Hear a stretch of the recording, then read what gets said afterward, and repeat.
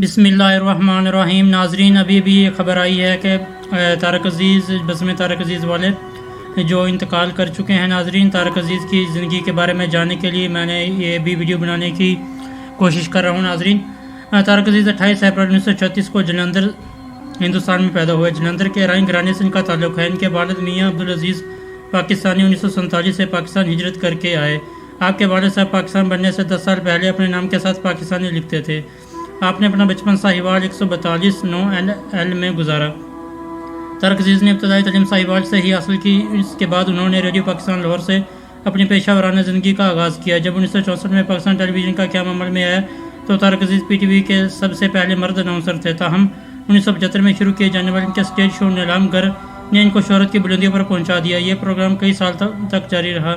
इसके बाद बज़्म तारक अजीज़ शो का नाम दे दिया गया। तारक अजीज़ हिमाजहत शख्सियत है। उन्होंने रेडियो TV के प्रोग्रामों के अलावा फिल्मों में भी अदाकारी की। इनके सबसे पहली फिल्म इंसानियत 1967 में थी आई।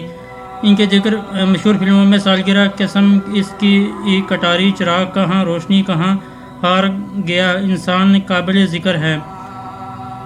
इन्हें इनकी फ़नी खिदमात पर बहुत से अवार्ड मिल चुके हैं। इन्हें हुकूमत पाकिस्तान की तरफ से 1992 में उसने कारकर्दगी के तमगे से नवाजा गया। तारक अजीज़ ने सियासत में भी हिस्सा लिया।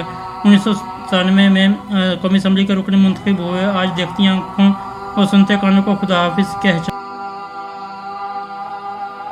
नाज़रीन, रोज़ाना की बुनियाद पर इंफॉर्मेशन और डेली इंसाइक्लोपीडिया जानने के लिए प्लीज़ हमारे चैनल को लाइक करें, सब्सक्राइब करें, शेयर करें और कमेंट सेक्शन में अपनी राय का इज़हार ज़रूर करें। शुक्रिया।